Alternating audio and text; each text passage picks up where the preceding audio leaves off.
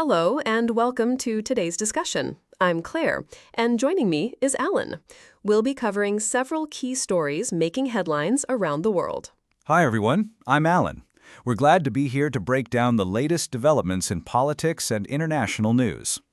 Let's start with the news that former Florida gubernatorial candidate Andrew Gillum has been arrested on drug charges. According to reports, Gillum was arrested in Alabama after police pulled him over for erratic driving and found marijuana and meth in his vehicle. That's quite a development. Gillum was a rising star in the Democratic Party and narrowly lost to Ron DeSantis in the 2018 governor's race. What's the current status of his legal situation? The reports indicate that Gillum has been released since his arrest.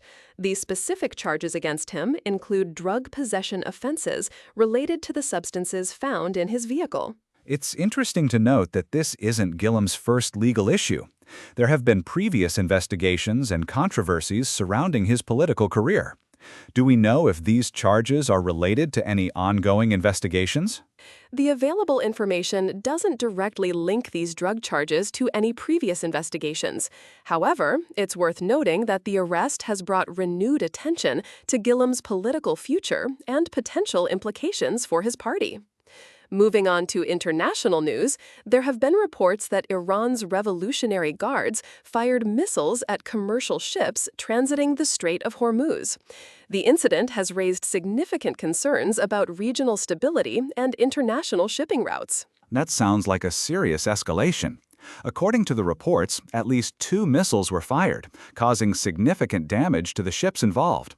Were there any casualties reported? Fortunately, the reports indicate that there were no casualties from the incident. However, the damage to the ships was substantial, highlighting the potential risks to commercial shipping in the region. The Strait of Hormuz is a critical waterway for global oil shipments. How might this incident impact international markets and geopolitical tensions?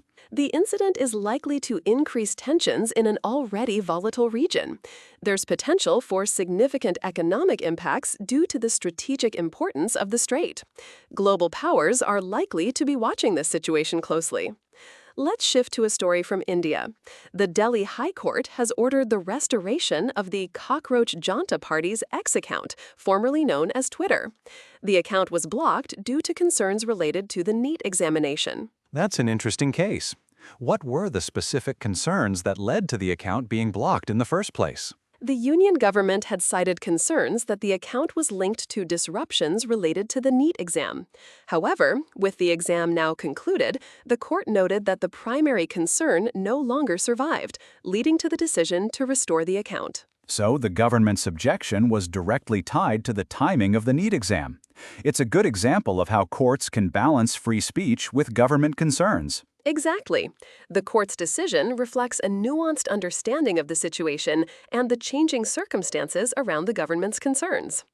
Prime Minister Narendra Modi has been conferred Indonesia's highest civilian honor, the Bintang Adipurna, for his role in strengthening India-Indonesia relations.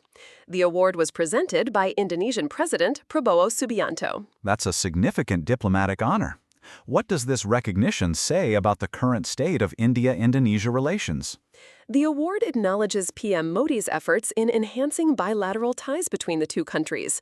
It suggests a strong and positive trajectory in their diplomatic relationship, potentially opening up new avenues for cooperation. PM Modi dedicated the honor to the people of India and the enduring friendship between India and Indonesia. How might this impact future diplomatic engagements between the two nations? By dedicating the honor to the people of India, PM Modi is likely signaling a commitment to continue strengthening these bilateral ties. This could lead to further cooperation in strategic, economic, and cultural sectors.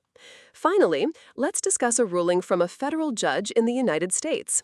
The judge has rejected the Justice Department's attempt to obtain the names and personal contact information of 2020 election workers in Gaza's Fulton County. That's an important decision regarding election worker privacy.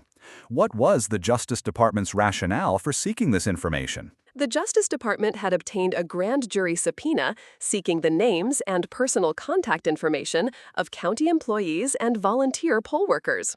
The reasoning behind this request isn't entirely clear from the available reports.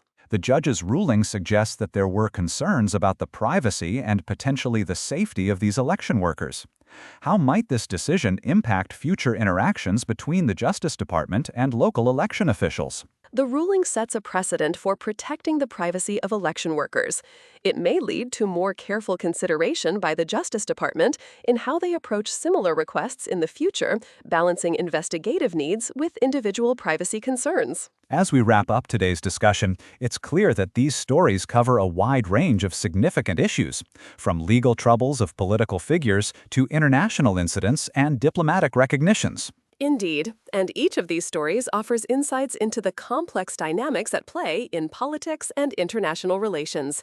Thank you for joining us, Alan. Thank you, Claire. It's been a pleasure discussing these important stories with you. And thank you to our listeners for tuning in. We'll be back with more news and analysis soon. Until next time, goodbye. Goodbye.